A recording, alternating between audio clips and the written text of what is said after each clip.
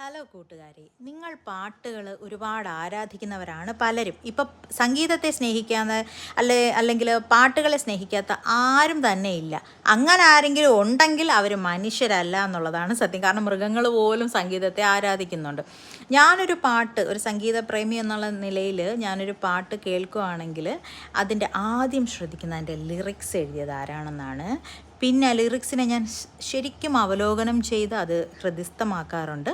പിന്നെ of course അതിൻ്റെ സംഗീതം, പിന്നെ എന്താ പറയുക, അതിൻ്റെ ഇടയ്ക്കുള്ള ബീജിയങ്ങൾ, അതിനെ ആരാധിക്കുന്ന ഒരു വ്യക്തിയാണ് ഞാൻ. നിങ്ങളിൽ അങ്ങനെ ആരെങ്കിലും ഉണ്ടോ? അപ്പം കിച്ചണിൽ നിന്ന് ജോലിയൊക്കെ കഴിഞ്ഞ് ജസ്റ്റ് റൂമിലേക്ക് വന്നപ്പോൾ പെട്ടെന്ന് തോന്നിയൊരു പൂതിയാണ്. നിറക്കൂട്ടെന്ന ചിത്രത്തിൽ നമ്മൾ ഒരുപാട് ആരാധിക്കുന്നത്, ഇപ്പം പുതുതായിട്ടും സിനിമകൾ, ഇപ്പോഴും ഒരു സിനിമയിൽ, ഓസ്ലർ സിനിമയിൽ വന്ന ആ പാട്ട്.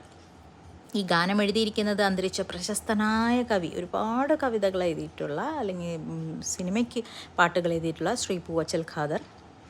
പിന്നെ 80s-ലെയും 90s-ലെയും അടിപൊളി, ഇപ്പോഴും എവർഗ്രീൻ ആയിട്ടിരിക്കുന്ന ഹിറ്റ് സോങ്സിൻ്റെയും സ്രഷ്ടാവായ ശ്രീ ശ്യാം സാർ സംഗീതം ചെയ്ത നിറക്കൂട്ട് എന്ന ചിത്രത്തിലെ ഒരു ഗാനം.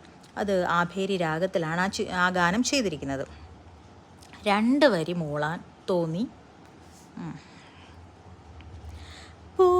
പൂമാനമേ ഒരു രാഗമേഘം താ, പൂമാനമേ ഒരു രാഗമേഘം താ, കനവായി കണമായി ഉയരാൻ ഒഴുകാനഴകിയലും പൂമാനമേ ഒരു രാഗമേഘം താ,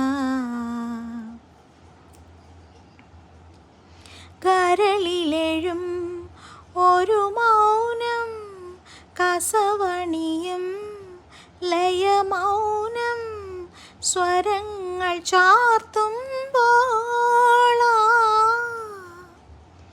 കരളിലെഴും ഒരു മൗനം കസവണിയും ലയമൗനം സ്വരങ്ങൾ ചാർത്തുമ്പോൾ,